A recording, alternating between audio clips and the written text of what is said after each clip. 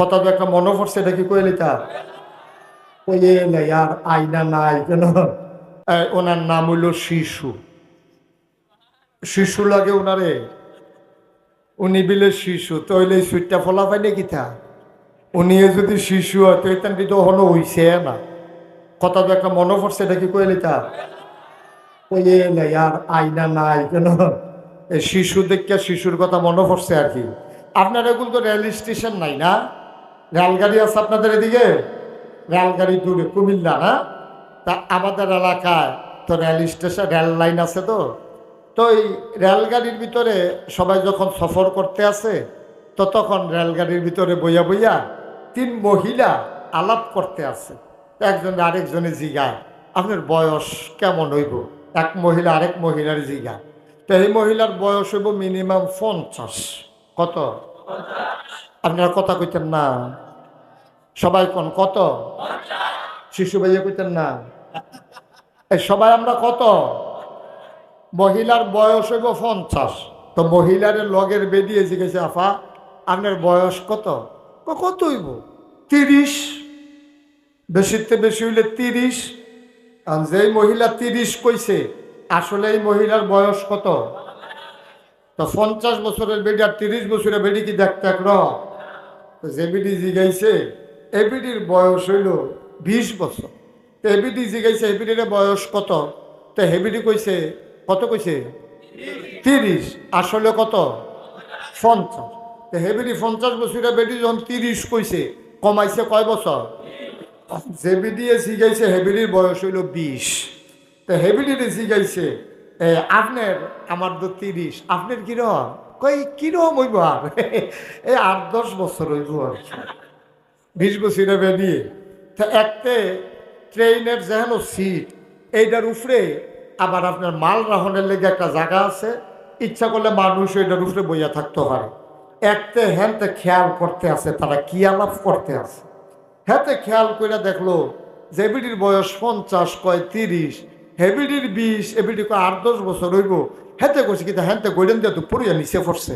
বেডি তো কম এটা কিতা কয় আমি এইমাত্র হইলাম। আপনারা যেন কমান শুরু করছেন হিসাবে আমি অন লাগে না হইলে হিসাব মিলে না। তো এইমাত্র ফললাম বুঝতে এই হইলাম আমি। তো এই শিশু ভাইয়ে যদি এবেড়ায় শিশু শিশু তো লগের বেড়ায় তো হইছে না। ঠিক নি রে মা? কথা না ঠিক নেই? আমার ভাইরা আমার, আমার আল্লাহ রাব্বুল আলামিন এই নবীরে যখন দুনিয়াতে পাঠালেন 40 বছর বয়সে তিনি নবুয়ত পেলেন। একেবারে শিশু বয়সে, জন্মের আগেই তার বাপ হারিয়ে ফেলেছেন।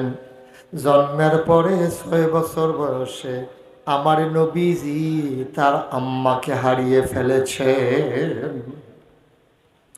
আল্লাহর নবী 6 বছর বয়স তার, মা দুনিয়াতে নাই, মা কথা কয় না। আল্লাহর নবী মায়ের মাথার কাছে দাঁড়াইয়া মা মা বলে ডাকতেছেন।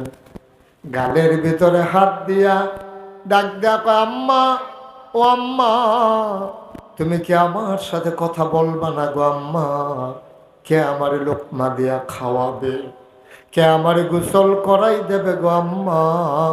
তুমি যদি কথা না বলো আমি কারে আম্মা ডাকবো? কে আমার বুকের মাঝে শোয়াইয়া ঘুম পাড়াই দেবে? আল্লাহর নবীর দাদা আব্দুল মুত্তালিব এসে নাতির বুকের সাথে জড়াইয়া ধরে কয়, নাতি রে তোর আম্মা কোনোদিন আর তোর ডাকে সাড়া দেবে না।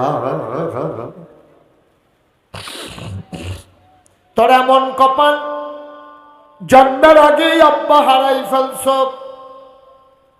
6 বছর বয়সে মা হারাই ফেলছ। ও মুহাম্মদ চিন্তার দরকার নাই, আমি দাদা আব্দুল মুত্তালিব আছি।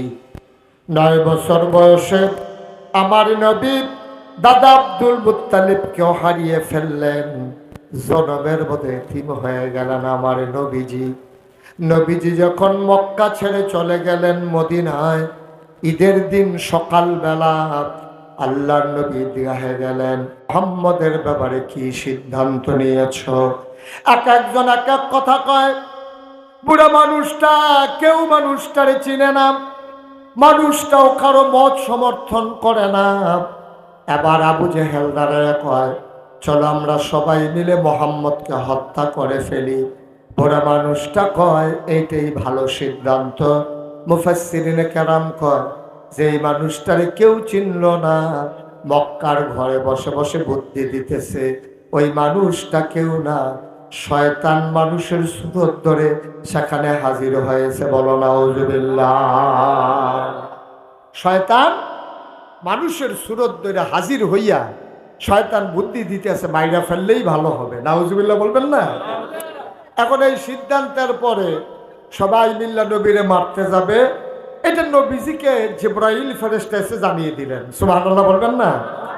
জিবরাইল আলাইহিস সালাম নবী যখন ঘুমিয়ে, জিবরাইল এসে নবীকে সালাম দিলেন। সবাই পড়েন আমার সাথে, আসসালাতু ওয়াসসালামু আলাইকা ইয়া রাসূলুল্লাহ, আসসালাতু ওয়াসসালামু আলাইকা ইয়া হাবিবাল্লাহ, আসসালাতু ওয়াসসালামু আলাইকা ইয়া রাহমাতাল লিল আলামিন।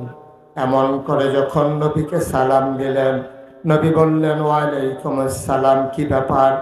আল্লাহ জানিয়ে দিয়েছেন, কাফেররা সিদ্ধান্ত নিয়েছে আপনাকে মেরে ফেলবে, আপনি তাড়াতাড়ি মক্কা ছেড়ে মদিনায় চলে যান। আল্লাহ নবী আদরের সাহাবা, নবীর আপন চাচাতো ভাই আবু তালেব, আলী ইবনে আবি তালেব, আবু তালেবের ছোট্ট ছেলে আলীকে ডাক দেয়া কয়, আলী রে, ও আলী, তোমার কাছে আমার সমস্ত সম্পদগুলো আমানত। মানুষ যে আমার কাছে আমানত রাখতো, টাকা পয়সা রাখতো, এইগুলা সব তোমার কাছে আমানত। তুমি চাদর গায়ে দিয়া ঘুমায়া থাকো, আমি চলে যাই এই মক্কা ছেড়ে। কাফেররা যদি এসে ডেকে বল, তোমাকে জিজ্ঞেস করে, তুমি বলবা আমি জানি না আল্লাহর নবী কোথায় চলে গেছে। বলেন সুবহানাল্লাহ। তুমি বলে দিও যে আমি জানি না কোথায় চলে গেছে। চিন্তা করে দেখেন, কাফেররা সিদ্ধান্ত নিছে নবীকে মেরে ফেলবে। এখন আয়েশা যে নবীরে ঘরে তালাশ করবে, এটা তো স্বাভাবিক। এখন এইরকম জানার পরেও আলী রাদিয়াল্লাহু তাআলা আনহু শুয়ে আছে। তো ওনার তো একটা চিন্তার কথা, আমারে যেমনি রাইখা যাইতে আছে, তো কাফেররা পাইলে তো আমারে ধরে মারবে, আমারে তো আর ছাড়বে না। তবে নবী যাওয়ার সময় একটা কইতে কইছে, আলী তুমি বিশ্বাস রাখো, কিছুদিনের ভিতরেই তোমার সাথে আমার আবার দেখা হবে। সুবহানাল্লাহ বলবেন না? যে কয়েকদিনের ভিতরে তোমার সাথে আবার আমার দেখা হয়ে যাবে। আলী রাদিয়াল্লাহু তাআলা এমন ঘুম দিলেন, ওনাদের ডাইকা তারপরে ঘরের ভিতরে কাফেরেরা ঢুকছে। তো মানুষজন সাহাবারা পরে জিজ্ঞাসা, আলী আপনি যে ঘরের ভিতরে ঘুমাইলেন, আপনি তো জানেন কাফেররা আইয়া নবীজিরে না পাইলে আইয়া আপনারে মাইর শুরু করবে, এটা তো আপনি জানেন। তো জানার পরে তো নিশ্চিন্তে কেমনে ঘুমাইলেন? আলী চোখের পানি ছেড়ে দিয়ে কয়, ভাই আমি কি আর এমনি ঘুমাইছি? আমি মনে মনে এটা সিদ্ধান্ত ছিল, নবী যেহেতু বলছে আবার ওনার সাথে দেখা হবে, ওনার সাথে দেখা হওয়ার আগে আমারে যে কেউ মারতে পারবে না, এই বিশ্বাস আমার ছিল। সুবহানাল্লাহ বলবেন না? এটা আমার বিশ্বাস ছিল, কারণ নবীজি কইছে কিছুদিন পরে দেখা হইব, আর আমি এর আগে আমার মাইরা ফেলবে, এটা আমি বিশ্বাস করি না। এই জন্য আমি নিশ্চিন্তে নাক ডাইকা আমি ঘুমাইতে আছি। সুবহানাল্লাহ বলবেন না? এই যে আমাদের দেশে 5ই আগস্টের আগে যে সরকার ছিল, তারা এই যে বিভিন্ন জায়গায় যারা মামলার আসামি, বিএনপি করতো, জামাত করতো, তারা যে মামলার আসামি, তারা জীবনে ঘরও ঘুমাই যেত পারছে না। 17টা বছর তারা ঘুমাইলেও বাইরে লোক খেলা করাই দেখছে গাড়া, তারপরে ঘুমাইছে বাড়ি সেটা গিয়া খালার বাইক, না হইলে মামুর বাইক, না হইলে জানার বাইক, না হইলে আরেক বেড়ার বাইক। কারণটা কি? কারণ তারা জানে যে কোনো সময় পুলিশ আইসা ধরতে পারলে জেলখানায় ঢুকাই দেবে। তারা ঘুম ক্লিয়ার হয় না, ফাতলা ঘুম। ঠিক কিনা কন? তারা হুতলেও চিন্তা করে কম্মালা ইয়া জানি আবার পুলিশে ধরালা, ঘুমাইলেও হেই ঘুম হয় না, একবারে ফাতলা হালকা, কাছের ফাতাটা পড়লে এবারে ভাল দিয়ে উঠে বেরিয়েতে কইছে অন্য কিছু না, ফাতা পড়ছে আপনি আবার ঘুমাইছেন। এমনি কইরাও তারা ঘুমাইতে পারছে না, আর আলী এমনি ঘুমায়। এটার নাম হইল ইমান। সুবহানাল্লাহ বলবেন না? এটার নাম হইল বিশ্বাস, এটার নাম হইল বিশ্বাস। সুবহানাল্লাহ কন, জোরে কন সুবহানাল্লাহ। এবার নবীজি তো ঘর থেকে বের হয়ে গেছে, কাফেরদের চোখের সামনে দিয়ে বাড়িয়েছে। আবু বকর সিদ্দিক নবীর লগে, আবু বকর সিদ্দিকে কয়, ইয়া রাসূলুল্লাহ, এই যে আবু জেহেলের বাড়ির সামনে দিয়ে আমরা যাইতে আছি, হেও তো পাহারা দিতে আছে। এখন আবু জেহেলের সামনে দিয়ে যাইতাম লইলে আমরা তো ধরা পড়ন ছাড়া উপায় নাই। নবীজি কয় টেনশন করো না। কই ইয়া রাসূলুল্লাহ, দাঁড়ানি শুধু গাড়া। কয় চিন্তার দরকার নাই, বাড়ির গাড়া দিয়া নবীজি আবু বকর লইয়া যাইতে আছে। পরে আবু জেহেলের মানুষ জিগায়, ও শুনলাম যে আপনারা বাড়ির গাড়া দিয়ে বিলে গেছে, কই আসলে? আমি কি পুরা গাড়াত খেরা, কহেন দিয়া গেছে, টেরও তো পাইছি না। সুবহানাল্লাহ কইতেন না? নবীজি আবার ডাক দিয়া কইছিল, আবু বকর চিন্তা করো না, তুমি মনে করতে আছো আবু জেহেল আপনারে দেখ খেলাইব? আল্লাহ আপনারে রহমতের চাদর দিয়া ঘুরা রাখছে, এবার আর সামনে দিয়ে আমরা যায়াম, এবারাই দেখতো না। সুবহানাল্লাহ কইতেন না? হইছেও তাই, হইছেও তাই। উনি হাইটা গেলেন, দেখলেন না। সুবহানাল্লাহ বলবেন না? দেখেন, আমরাও নবীরে ভালোবাসি, তারাও নবীরে ভালোবাসছে।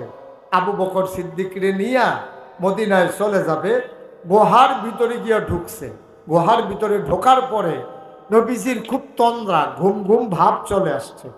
নবীজি আবু বকরকে বলতেছে, আবু বকর একটু বিশ্রাম নেওয়া দরকার, মনে হয় একটু ঘুমিয়ে যাব। আবু বকর বললেন, ইয়া রাসূলুল্লাহ, চিন্তার দরকার নাই, আমি আসন পেতে বসি, আপনি আমার কুলের ভিতরে মাথা রাখেন। সুবহানাল্লাহ বলবেন না? এখন কুলের ভিতরে মাথা রাখা নবীজি যখন বসছে, এই শুইছে, আবু বকর সিদ্দিক তাকাইয়া দেখে ওই গুহাটার ভিতরে চতুর্পাশ দিয়া ছিদ্র, এরকম ছোট ছোট ছিদ্র, আর সবগুলা ছিদ্র দিয়া সাপ মাথা বাইর কইরা সাইরা নবীরে দেখার জন্য, এবং এই সাপ সব বের হওয়ার জন্য চেষ্টা করতেছে। আবু বকর সিদ্দিক চিন্তা করলো যে যদি আইসা বের হইয়া আমারে পায় তাইলে তো আমার সবই শেষ, আমারেও খেয়ে ফেলবে, নবীজিরও ধ্বংসন করবে। আবু বকর সিদ্দিক ওনার মাথায় পাগড়িটা খুলছে, খুললা ছোটো ছোটো করে টুকরা টুকরা বানাইছে সিরা, সবগুলা গর্তের ভিতরে এক টুকরা এক টুকরা এক টুকরা করে কাপড় দিছে। দেওয়ার পরে সব গর্ত বন্ধ হয়েছে, গর্ত বাকি রয়েছে একটা। কয়টা? কথা কইতেন না? উনি অহনদ কয় না, মরহুম মরহুম কথা কয়। কয়টা ছিদ্র বাহির হয়েছে? কয়টা? তো ফাগড়ির টুকরা শেষ, ছিদ্র বন্ধ হয়েছে, বাহির হয়েছে কয়টা? আর আবু বকর সিদ্দিক চিন্তা করে, অহন কিতা করো, সব গর্ত যে বন্ধ করলাম, একটা গর্ত যে এখন বাকি রইল, এটারে কি করব?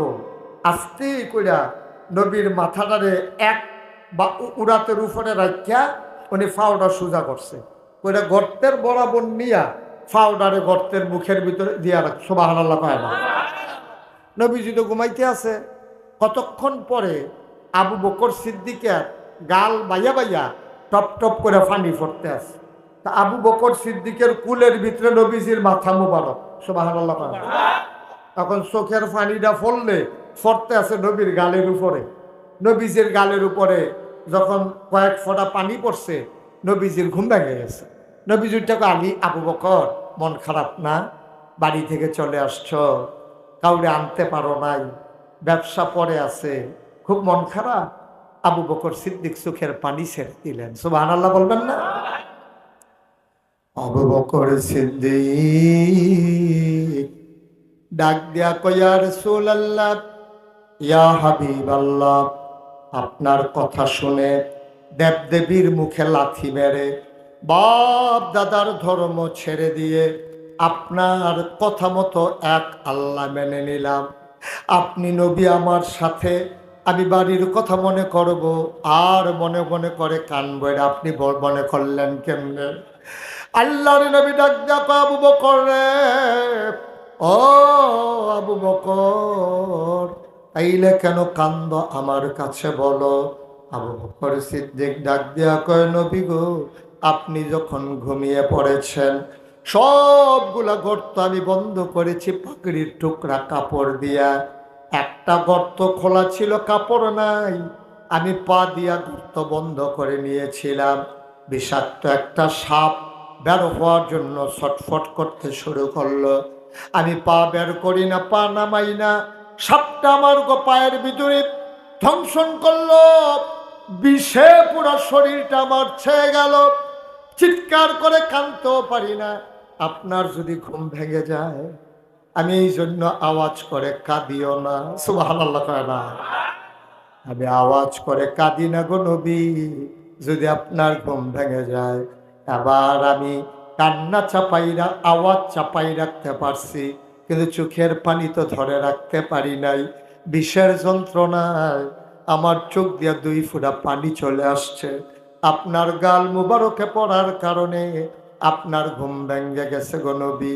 ইয়া রাসূলুল্লাহ, ইয়া হাবিবাল্লাহ, গুস্তাখি মাফ করে দিজিয়ে, বেয়াদবি মাফ করবেন, আমি আপনার ঘুম ভাঙ্গাইতে চাই নাই। আল্লাহ নবী ডাক ডাক, আবু বকর, ও আবু বকর, ইসলামের জন্য তুই আর কি করবি রে আবু বকর? সব ছাড়লি, সাপের কামড় পায়ের ভিতরে নিলি, দেখি কোথায় কামড়। আল্লাহর নবীর দিকে পা যখন টেনে আনলেন, আল্লাহর নবী সামান্য একটু লালা মুবারক হাতে নিয়ে আবু বকর সিদ্দিকের সাপের কামড়ের জায়গায় যখন লাগিয়ে দিলেন, আবু বকর সিদ্দিক কয়, গোটা পৃথিবীর মানুষ তোমরা সাক্ষী থাকো, খোদার কসম, সাপে কামড় দেওয়ার আগে আমার পাটা যেমন ছিল, নবীর লালা মুবারক লাগানোর পরে আমার মনে হইল আমার পাটা আগের চাইতে আরো বেশি আরাম পাইতেছে। মহব্বতের সাথে পড়েন লা ইলাহা ইল্লাল্লাহ, লা ইলাহা, জোরে জোরে লা। তোমার জিজ্ঞাসা এত কথা? মারাত্মক বেয়াদব মাইকম্যান, তুমি চুপ করে থাকো। পড়েন আলহামদুলিল্লাহ। বন্ধুগণ, একটু খেয়াল, একটু সুযোগ দেন। আল্লাহ তাবারক ওয়া তাআলা এই দুনিয়ার ভিতরে মানুষ করে পাঠানোর পরে আপনার কিছু একটু শর্ত হবে তো ভাই। কি শুরু করলেন আপনারা? বুঝলাম না কিছু। বসো। সব জায়গায় তিলিশ মধ্যে কি শুরু হয়েছে বুঝলেন? এই যে একটা ছেলেও বসে না, দাঁড়িয়ে রয়েছে সব।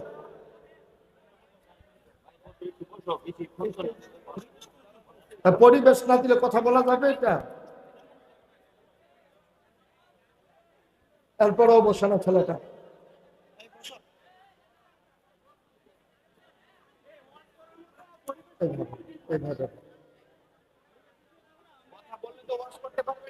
আমি তো একটা মিনিটের জন্য চুপ পাইলাম না, কই কথা বলি আর কি করবো বলো? বৃষ্টির কারণে। হ্যাঁ হ্যাঁ, এটা আপনাদের দোষ না। এটা বৃষ্টি না হলে সবাই বসে যেতে পারতো। এখন আপনারা যদি কথা বলেন তো বৃষ্টির পানি তো আর কম পড়বে না, বরঞ্চ এদিকে ওই যে ছেলেটা কথা বলতেছে, এই যে আপনার পেছনে, এই যে হলুদ গেঞ্জি, এখনো কথা বললো সে। আপনারা নিজেরা তাকাই রয়েছেন, একজনও বলেন না যে কথা বলা যাবে না। কেমনে মাহফিল করা যাবে? একটু সুযোগ তো আমাকে দিতে হবে ভাই। সবাই পড়েন আলহামদুলিল্লাহ। আমরা কেউ কথা বলবো না ইনশাআল্লাহ। সবাই পড়েন ইনশাআল্লাহ। সবাই আমরা কোরআনে ঢোকার আগে বারদুদ শয়তান থেকে ফানাহ চাই। যিনি রহমান, যিনি রাহিম, তার নামে চলেন শুরু করি। সবাই পড়েন। আউযু বিল্লাহি মিনাশ শাইতানির রাজিম। বিসমিল্লাহির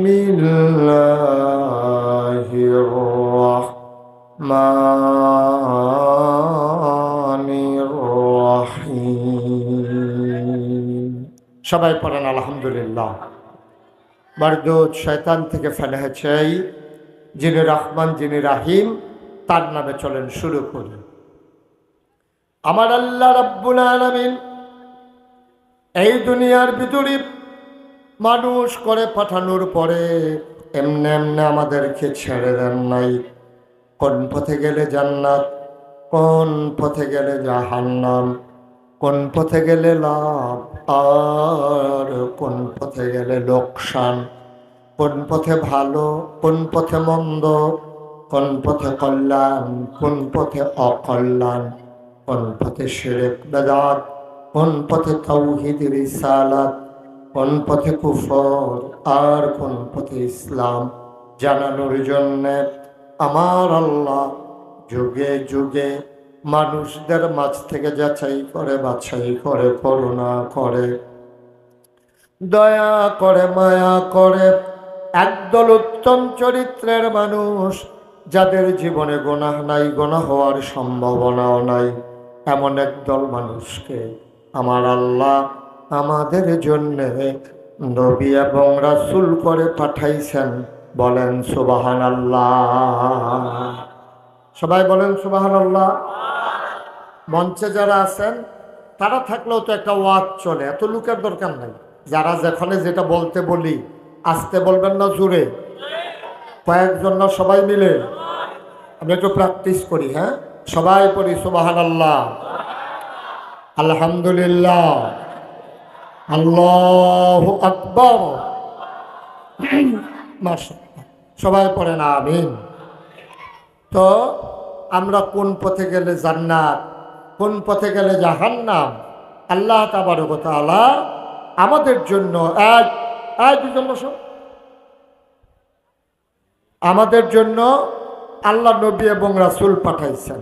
এক একজন নবীকে আল্লাহ এক একটা নেয়ামত দিয়েছেন। বলেন সুবহানাল্লাহ। আদামু সফিউল্লাহ, নূহ আদমের সানি, ইব্রাহিম খলিলুল্লাহ, ইসমাইল জাবিউল্লাহ, মূসা কালিমুল্লাহ, ঈসা রূহুল্লাহ। এইভাবে দাউদ নবীর দিলেন সুন্দর কণ্ঠ। সুবহানাল্লাহ বলবেন না? দাউদ আলাইহিস সালাম যখন কোথাও কোন মসজিদের ভিতরে বসে জাবুর তেলাওয়াত করতেন, আমাদের ধর্মীয় কিতাবের নাম হইল কোরআন। আমাদের যে জীবন বিধান, আমাদের যেই কিতাব তার নাম হইল কোরআন। আর দাউদ নবীর কাছে যে কিতাব পাঠানো হয়েছে তার নাম হইল জাবুর। বলেন সুবহানাল্লাহ।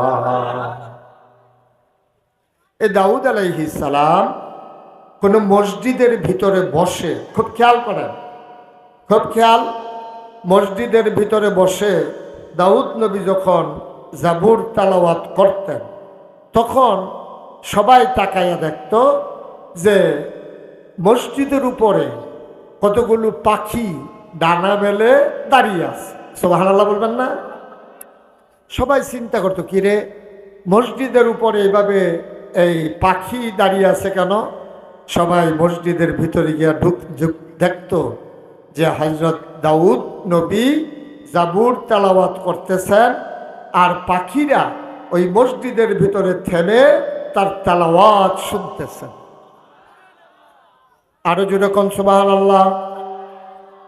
আহা,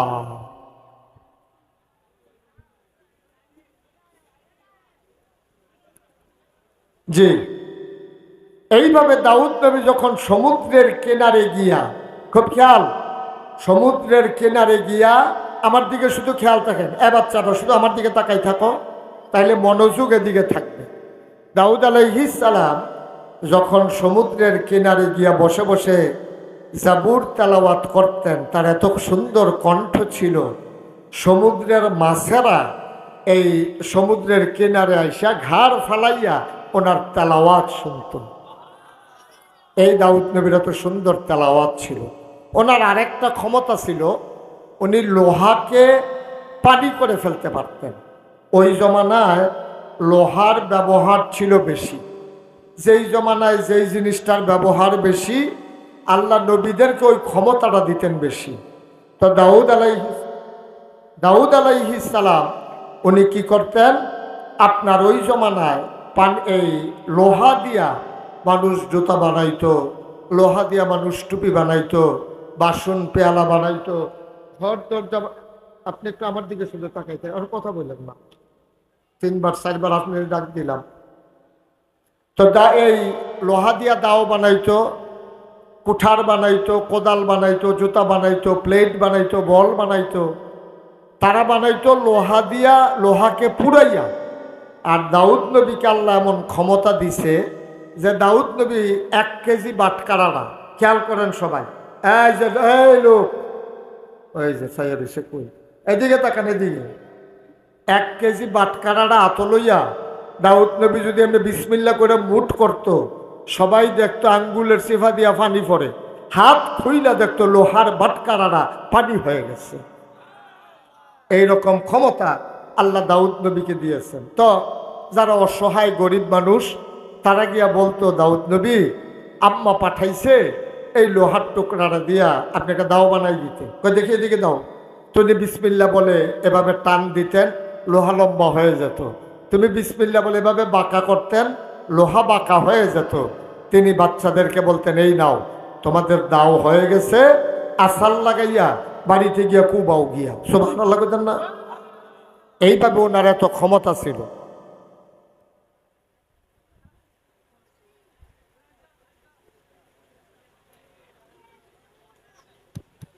জি, একটু ওরা জেনারেটর দিছ না? ওকে, ভালো হয়েছে। এখন সবাই পড়েন আলহামদুলিল্লাহ। তো এইভাবে এই লোহার ব্যবহার ছিল দাউদ নবীর। সুলাইমান নবীর ছিল বিরাট বড় রাজত্ব। ইউসুফ নবীর ছিল সুন্দর চেহারা। এখন আমার নবীর আল্লাহ কি দিছেন? সুবহানাল্লাহ বলবেন না? সবাই মিলে একমত হয়ে গেছে। সাহাবিন, তাবিন, তাবে তাবিন, উম্মাহাতুল মুমিনিন, আইম্মে মুজতাহিদিন, আইম্মে শরীয়ত, আইম্মে তরিকত, সালফে সালিহিন, উলামায়ে মুতাকাদ্দিমিন মুতাআখিরিন, ইমাম সাহেবান, পীর মাশায়েখ, মুফাসসিরিনে কেরাম, মুহাদ্দিসিনে আযম, সবাই মিলে কয় 1,24,000 বলো আর 2,24,000 বলো, সবাই মিলে যা আমার নবীজি একা ইতা। সবাই মিলে যা পাইছে আমার নবীজি একাই তা পাইছে। সুবহানাল্লাহ বলবেন না? এই নবীজি এই যখন মক্কায় তিনি দ্বীনের দাওয়াত দিলেন 13 বছর। কয় বছর? কথা বলেন সবাই, কয় বছর? 13 বছর। 13 বছর দ্বীনের দাওয়াত দেওয়ার পরে নবীর উপরে এমন কোনো এই অত্যাচার নাই যেটা নবীর উপরে করা হয়নি। তো তারা সবাই মিল্লা 13 বছর যখন হয়ে গেল, নবী দ্বীনের দাওয়াত দিতে আছে, দাওয়াত দিতে আছে। এর ভিতর দিয়া কাফেররা, তৎকালীন জামানার একটা ঘর ছিল, এটারে বলতো দারুন নাদওয়া, তৎকালীন সংসদ। সবাই মিল্লা মিটিং বইছে যে মোহাম্মদ, সবাই পড়েন সাল্লাল্লাহু, নবীর নাম শুনলে কি পড়তে হয়? 2-1 না 12 2-1 দিন না প্রতিদিন, 2-1 সপ্তাহ না প্রতি সপ্তাহ, 2-1 মাস না 12 মাস, 2-1 বছর না সারা জীবন আমরা পড়ব সাল্লাল্লাহু আলাইহি ওয়াসাল্লাম।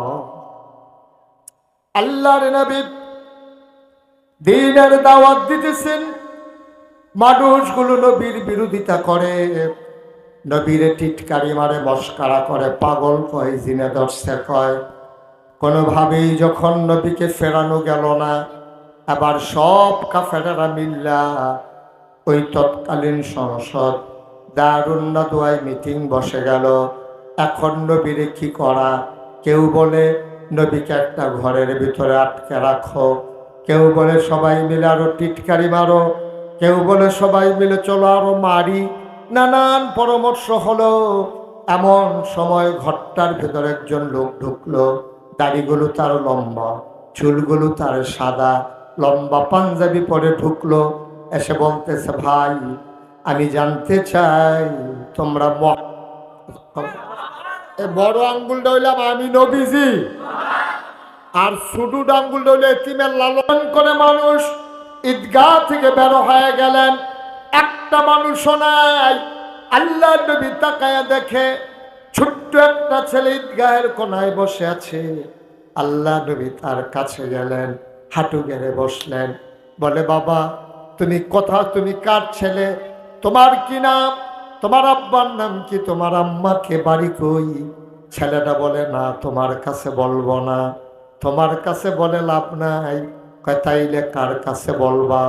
ছেলেটা কয় আমার আম্মা বলেছে এই মদিনায় একটা মাত্র মানুষ আছে, যেই মানুষটাকে আমার দুঃখের কথা বললে উনি বুঝবেন, উনি যদি আসে তাইলে বলবো, নাইলে না। কওনার কি নাম? কওনার নাম মুহাম্মাদুর রাসূলুল্লাহ।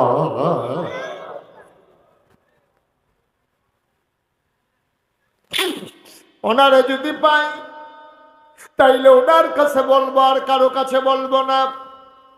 আল্লাহর নবী ডাক দিয়া কয়, ও ছোট্ট শিশু, ও ছেলে, শুনো, তোমার মা যার কাছে বলতে বলেছে, যেই মানুষটা তোমার দুঃখ বুঝবে, আমি সেই নবী মুহাম্মদ, আমি মুহাম্মদ, আমার কাছে বলো। ছেলেটা ডাক দেয়া কয়, শুনো শুনো শুনো, তাইলে তোমার কাছে বলতে পারি, আমার আব্বা নাই, আমার মায়ের অন্য জায়গায় বিয়ে হয়ে গেছে। আমার মা বলেছে আপনি ছাড়া আমার দুঃখ কেউ বুঝবেন না। আবার আল্লাহ নবী ডাক দেয়া কয়, আজকে ঈদের দিনে কাঁদতে নাই, তুমি কেন কাঁদতেছ? আমার তো আব্বা নাই, মা থেকেও নাই, আমি কাঁদবো না তো কি করব? আমার তো আর ঈদ নাই। সব বাচ্চারা বাবার কাঁধে চড়ে চড়ে বাড়িতে যায়, আমার তো বাবা নাই, আমি তো আর বাবার কাঁধে চড়ে বাড়িতে যেতে পারি না। আল্লাহর নবী ডাক দেয়া কয়, ও ছোট্ট ছেলে, তুমি বাবা থাকলে কাঁধে চড়ে বাড়িতে যাইতাম, আমি যদি তোমারে কাঁধে করে বাড়িতে নিয়ে যাই, তুমি কি যাবা না? ছেলেটা আনন্দে উদ্বেলিত হয়ে গেল। আল্লাহর নবী মাথা নিচু করলেন, ছেলেটা নবীর কাঁধে উঠে বসলেন, নবীর দাড়ি মুবারকে ধরে হাঁটতেছেন। ছেলে নবীজি হাঁটে আর ছেলেটা বসে বসে গল্প করে। আল্লাহ নবী ঘরে গিয়া ডাক দিলেন, আয়েশা, ও আয়েশা, কোনোদিন তোমার একটা নাকের ফুল, কানের দুল, তোমার গলার মালা, হাতের বালা কোনোদিন কিচ্ছু দিতে পারি নাই, আজকে তোমার জন্য একটা উপহার এনেছি। আয়েশা তাকায়া দেখো, এই যে ছোট্ট ছেলে, আজকে তোমার জন্য সন্তান হিসেবে উপহার দিলাম। আল্লাহ নবী ডাক দেয়া কয়, এই মহিলাটা যদি তোমার মা হয়ে যায়, আর আমি নবী যদি মুহাম্মদ তোমার আব্বা হয়ে যায়, তোমার কি আর চাওয়ার কিছু আছে নাকি? ছেলেটা কান্দার কয়, নবী গো, যদি পৃথিবীটা আমার কেউ দিয়ে দেয়, আর এক ভাগে আমার নবীরে দিয়ে দেয়, খোদার কসম ওই সম্পদের গায়ে লাথি মেরে আমার ভাগে আমার নবীকে আমি নিয়ে নেব। বন্ধুরা আমার, ভাইরা আমার, বৃষ্টি স্নাত রাত, মাহফিলের জন্য মুঠেও অনুকূল পরিবেশ না। ইয়াতিমখানা মাদ্রাসার জন্য আমার ভাই আপনাদের সহযোগিতা নিয়ে এই জায়গাটা কিনেছে, মাঠ ভরাট হয়ে গেছে, ঘর উঠানো বড় দরকার। যেই ঘরে মাদ্রাসা চলতেছে ওই ঘর ছেড়ে দিতে হবে। আল্লাহর নবী এতিমের মাথায় হাত বুলানোর কারণে ডেকে বলতেন, ও সাহাবারা, কোনো একটা এতিম বাচ্চা যদি পাও আর হাতটা যদি মাথায় বুলাইয়া দাও, ওই হাতটা মাথায় বুলানোর সাথে সাথে ওই হাতের নিচে যতগুলা চুল পড়বে, এতিমের মাথায় হাত বুলানোর কারণে ওই চুল পরিমাণ সওয়াব আমার আল্লাহ তার আমল নামায় দিয়ে দেবে। সুবহানাল্লাহ বলবেন না? আপনি এতিম বাচ্চা পাইয়া কিচ্ছু করতে পারেন নাই, আপনি এক মুঠ খাবার দিতে পারেন নাই, আপনি 50টা টাকা দিতে পারেন নাই, তার একটা পাঞ্জাবি কিনা দিতে পারেন নাই, আপনি বাচ্চাটারে পাইয়া মাথায় আস্তে করে একটু হাত বুলাই দিছেন। এই হাত বুলানোর সাথে সাথে ওই বাচ্চার মাথায় যেই পরিমাণে চুল আছে ওই পরিমাণ সওয়াব আল্লাহ আপনার আমল নামায় দিয়ে দেবে। সুবহানাল্লাহ বলবেন না? জোরে কোন সুবহানাল্লাহ। এই কাজটা অন্তত আমরা পারি, আল্লাহর খাস মেহেরবানি। আমি আবার আসবো ইনশাআল্লাহ, কারণ আমার কথা বলে তৃপ্তি হয় নাই, আজকে মাহফিলের পরিবেশও নাই।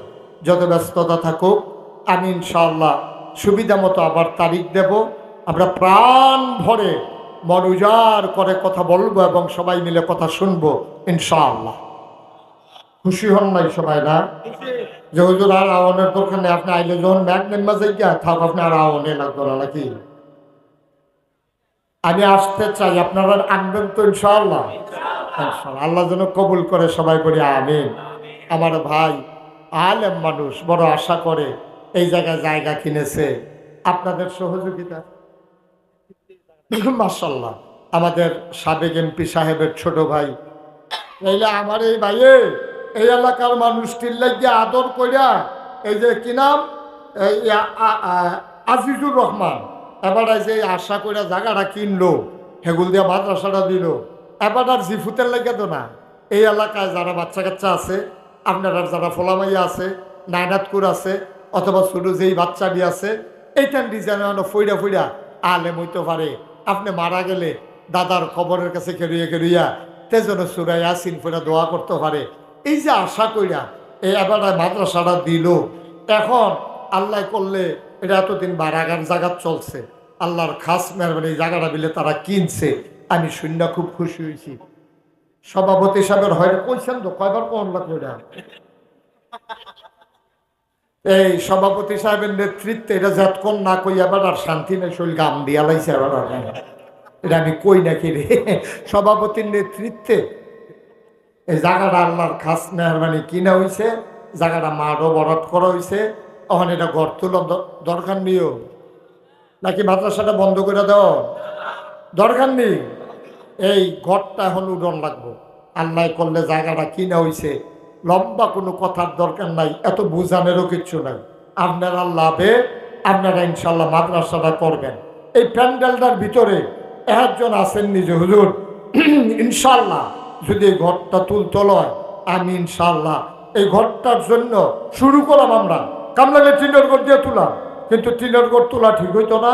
একবারে বিল্ডিং দিয়া লাইলে ফাউন্ডেশন দিয়া কামলাগলে আস্তে আস্তে আগাইলে ভালো হইব। আমরা হইলে টিনের ঘরটা দিয়ে আসলে বাড়িটা বইয়া সারলে এরপরে কয়েক বছর পরে কামলাগলে টেহাটুয়া থুবাইয়া এরপরে কামলাগলে ফাউন্ডেশন দেওয়ান যাইব। একজন লোক আছেন নিজে হুজুর, এতিম বাচ্চারি নবীজি কতটা কথাটা কইছে, মাথা তাত বুলাইলে বিলে সেই পরিমাণ সোয়াব। ইনশাল্লাহ এই এতিম বাচ্চারা এখনো থাকবো, পড়বো, খাইবো, এখন একটা গড় উঠবো। এই আশায় আল্লাহ যেন আমাদের ওই মাথার চুল পরিমাণ সোয়াব দেয়। আর নবীজি আরেকটা কথা কইছো, কয়ে নিতাম কথাটা, আরেকটা সুন্দর দামি কথা কইছে নবীজি একদিন। এরকম আপনারা যেমন গেলাও দিয়ে খেলে রয়েছেন, এরকম সব সাহাবারা বইয়া, সোবাহান আল্লাহ কয় না রে, সব সাহাবারা এমনি বইয়া রয়েছে। নবী কয় সবাই আমার দিকে চাও, তো সব চান আমার দিকে চান, আপনারা আমার দিকে চান। তো নবীজি কইছে সব আমার দিকে চাও, শিশু ভাই চাইতেন না। তো সবাই যখন চাইতে কইছে সবাই চাইছে, নবী যেমনি হাতটা আলগি দিছে। আপনারা কি দেখতেছেন? কথা কয় না, কি দেখতে আছেন? দুইটা আঙ্গুল নবীজি এমনি তুললে হাতটা আলগি দিয়ে রাখছে। সাহাবারা কই ইয়া রাসূলুল্লাহ কিতা কইলেন বুঝলাম না তো। কয় কি দেখতে আসো? কয় আমি দেখতে আসি দুইটা আঙ্গুল। সুবহানাল্লাহ কয় না। সাহাবারা কই ইয়া রাসূলুল্লাহ আমরা দেখতে আসি দুইটা আঙ্গুল। কয় দেখছ? কয় হ। এই রইলাম আমি নবীজি, খেয়াল করেন। সুবহানাল্লাহ কয় না। কোন জায়গায় সুবহানাল্লাহ কোন লাগে আপনার আন্তাজ আছে না? আমার লেগে বই দিচ্ছেন কোন আশা জুড়ে সুবহানাল্লাহ কয় না। আপনার কথা বলতেছেন কেন? হ্যাঁ ছেলে না, কি হইল এটা? তোমরা এইভাবে প্রতিটা কথা এইভাবে চিৎকার করতেছো কেন আমি বুঝলাম না কিছু।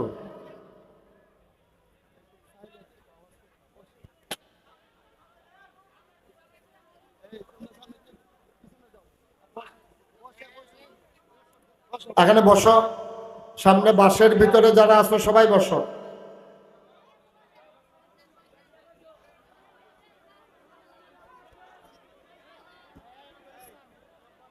কথা বললেন না কেউ, তো পানি পড়লে কথা বললে কি পানি পড়া বন্ধ হয়ে যাবে?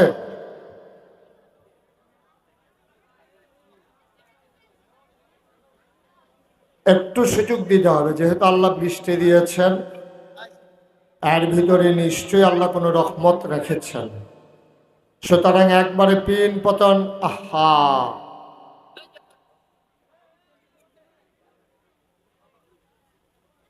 একটু চুপ করে কয়েকটা কথা বলার সুযোগ দেন। থাক থাক, বসে গেছে, বসে থাক। একটা শব্দও কেউ করেন না। আপনারা যারা কথা বলা বন্ধ করাবেন, তো নিজেই যদি কথা কন, তো কথা বন্ধ করাবেন কেমনে?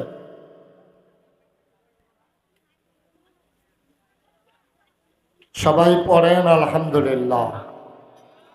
জোরে, আরো জোরে।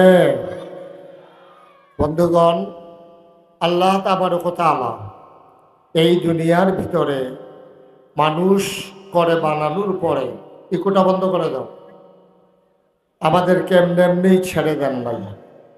কোন পথে গেলে জান্নাত, কোন পথে গেলে জাহান্নাম, কোন পথে লাভ আর কোন পথে লোকসান। তোমরা খাওয়া বন্ধ করো। হ্যাঁ ছেলেরা, খাওয়ার জায়গাটা চুপ করো না ভাই, ধৈর্য একটু শোনো না। আপনার ওয়াজ শোনার জন্য সবাই মুগ্ধ হয়ে আছো। কথা বললে তুমি কথা বলতে পারবে না, প্লিজ কেউ আওয়াজ করবেন না প্লিজ। জি, একটু সুযোগ দেন। আমি লম্বা সময় আপনাদেরকে আটকে রাখবো না। আমি কম সময়ের ভিতরে ইনশাল্লাহ ছেড়ে দেব, যেন আপনাদের কষ্ট না হয়। সবাই পড়েন আলহামদুলিল্লাহ। এই এলাকার মানুষ, আমি আরো অনেকবার এসেছি। আমার সোনার ছেলেরা স্বাভাবিকভাবেই তারা ধৈর্য ধরে কথা শুনতে জানে, বেয়াদবি করে না, এটা আমার বিশ্বাস। আমি বলতেছি চুপ থাকার জন্য, চুপ থাকাই লাগবে। বসো, তুমি বসো, বসো। সামনে যারা আসো তারা বসে পড়ো। হ্যাঁ ছেলে, তোমার মোবাইলটা বন্ধ করো। জি, একটু সুযোগ দেন।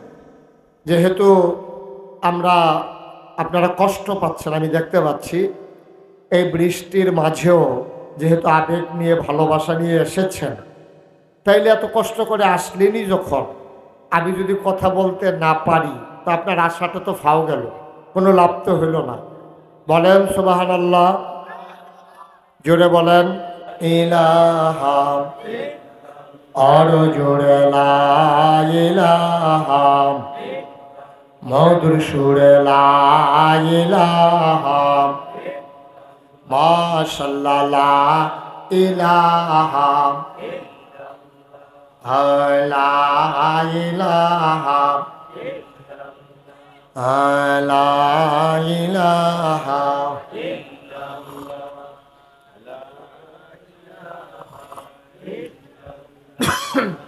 লা ইলাহা। আসমান জমিন গাইরুল্লাহ, পাহাড় পর্বত গাইরুল, আসমান জমিন গাইরুল্লাহ, পাহাড় পর্বত গাইরুল, শুধু তুমি মাবুদ এক আল্লাহ, লা ইলাহা।